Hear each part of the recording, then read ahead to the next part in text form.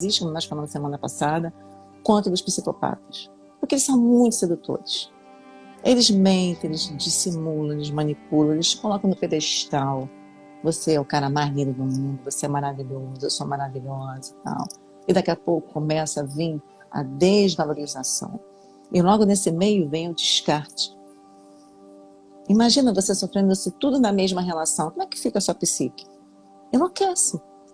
A pessoa enlouquece. Se não tiver uma psique muito forte, se não tiver uma rede de apoio de amigos, uma família ali do lado apoiando, ela é submetida a isso. E ela acaba perdendo a vida dela para essa pessoa. Ela é sugada, ela é tragada, ela é levada para o fundo do poço por essa pessoa. Esse tipo de pessoa com um transtorno de personalidade antissocial, narcisista, que são os piores. Eu não tinha conhecimento sobre os danos que esse tipo de personalidade causa, o narcisista. E agora, estudando mais, eu percebo o quanto eles são perversos, manipuladores, sombrios mesmo, porque não tem ego.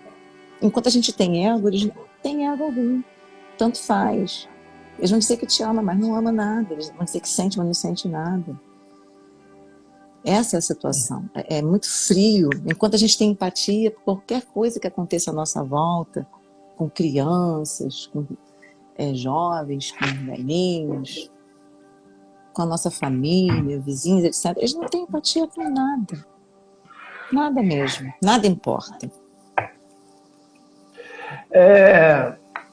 Esse transtorno, né?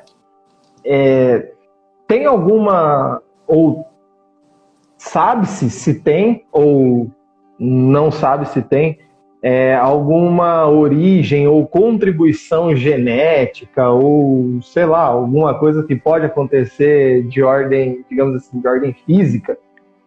Pelo que constatei nos estudos, é hereditário também. Então, se existe um psicopata na família, isso pode replicar. Inclusive, eu estava lendo sobre as maldições familiares. Se você não impedi-las, elas vão se perpetuando para futuras gerações. Então, se você percebe que existe uma maldição familiar na sua vida, na sua família passada, avô, tataravô, bisavô, etc., é bom a gente cortar no presente momento, para as futuras gerações não sofrerem essas maldições familiares.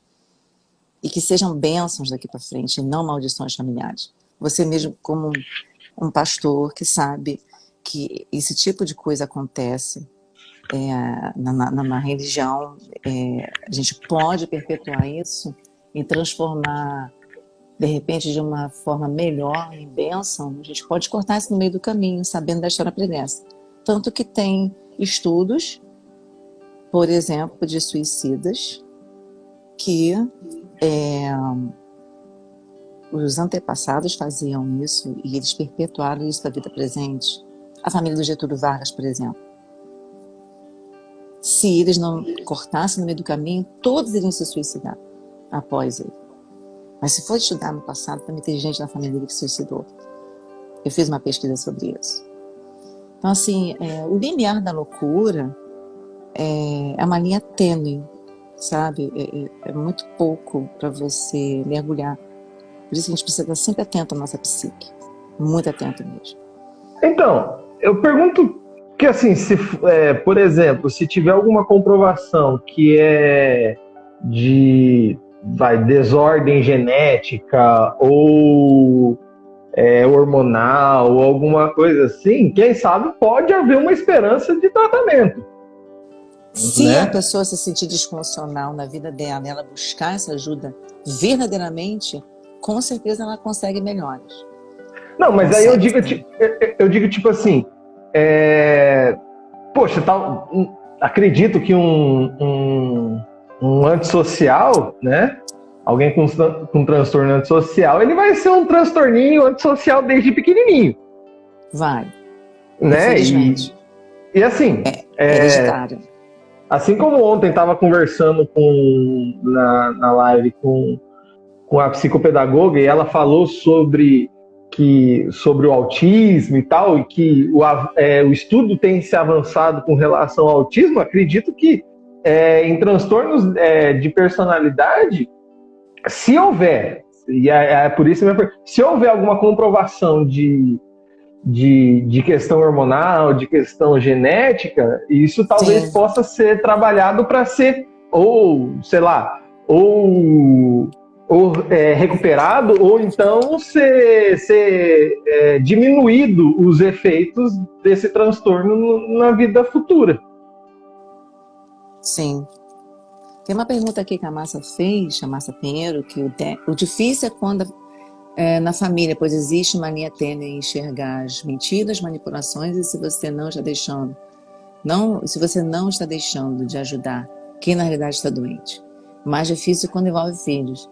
Sim, mas e se a pessoa da família que está ali envolvida diretamente tem esse transtorno, ela não se ajuda, não se deixa ajudar, não busca ajuda, o que você faz?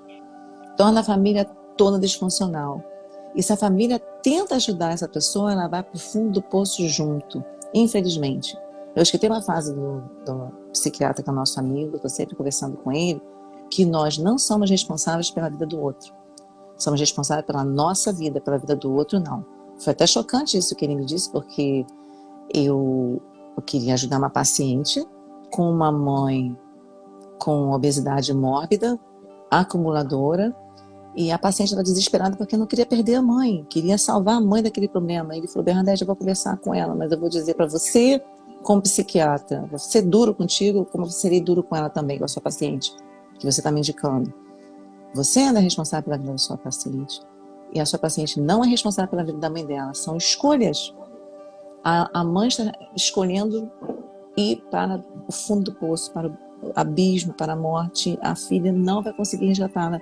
E se a filha tentar junto ajudá-la, vai para o mesmo caminho. Então, assim, você não é responsável, a filha não é responsável, infelizmente são as escolhas que as pessoas fazem. É duro escutar isso, sabe? É duro, porque você quer fazer para o seu ente querido, você quer fazer para sua mãe, para o seu pai, você quer salvar as pessoas, você fica: não, eu não estou acreditando que está acontecendo, eu preciso salvar minha mãe, eu preciso salvar meu pai, ou meu filho se estiver envolvido numa coisa assim. Mas assim, infelizmente são escolhas. A gente precisa ter uma psique bem forte, a gente precisa ter um apoio, uma estrutura, e analisar friamente o que nós podemos fazer por quem está passando por esse tipo de dificuldade. Se a pessoa realmente ela está buscando ajuda, ela quer ajuda, ou ela finge que está buscando ajuda e você está indo junto com ela para o fundo do poço, porque ela está te tragando, te trazendo junto. E fica muito difícil. Tem alguma, por exemplo, assim, que eu acho, né, que uma resposta sobre um desenvolvimento ou sobre a questão do transtorno antissocial, eu acredito que a resposta vai ser seria um pouco diferente de uma pessoa divertente junguiana, que nem você, e uma pessoa, por exemplo, que nem minha esposa, que é comportamental. Mas, por exemplo, organização familiar, questão de primeira infância ali e tal, que é quando, né, o ser humano, a criança, está começando a se desenvolver e tem os primeiros contatos sociais. Um desequilíbrio familiar, vamos dizer lá, sei lá, abuso, família desestruturada, enfim, pode acarretar em sei lá, num grau de transtorno mais agressivo ou menos? Sim.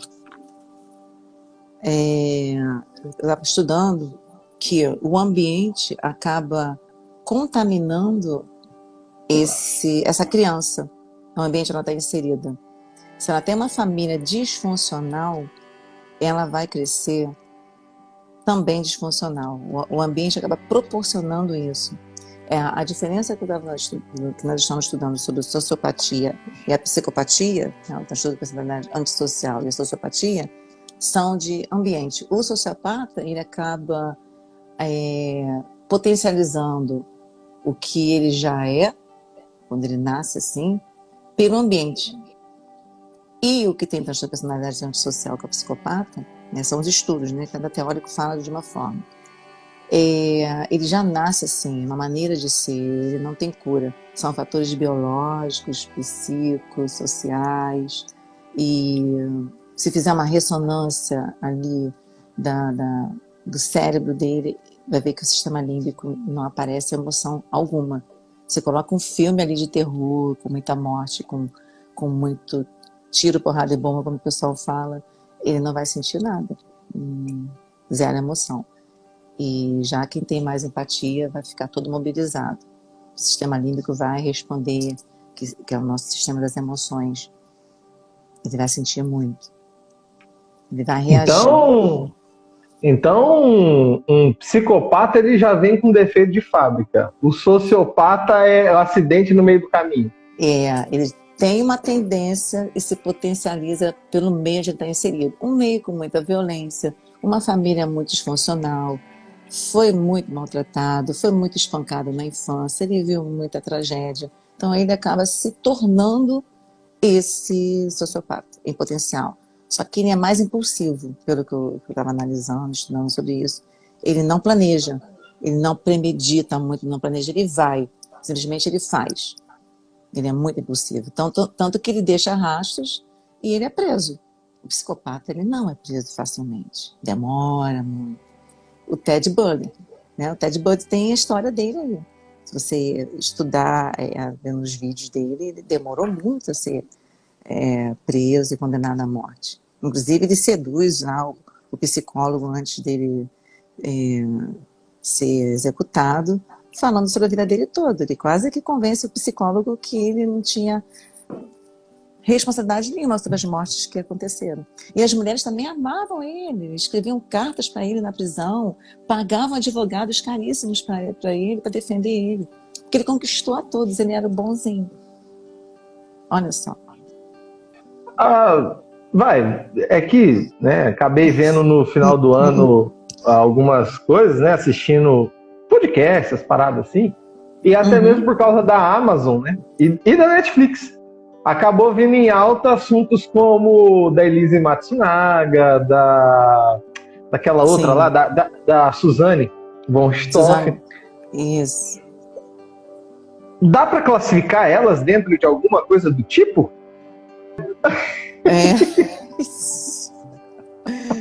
Deve ser isso.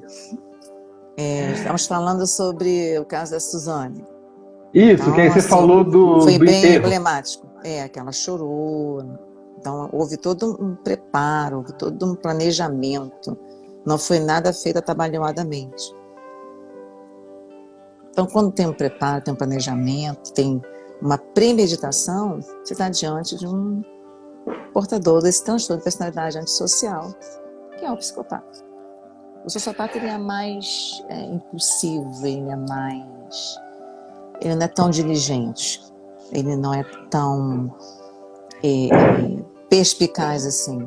Ele se deixa levar algumas vezes pelos impulsos. Não tem emoção, mas tem impulsidade. Sociopata, então, seria a Elise Matsunaga, então? Exatamente. Que ela deu muito na pinta. Ela cometeu aquele crime de forma totalmente sem preparo. Foi no impulso.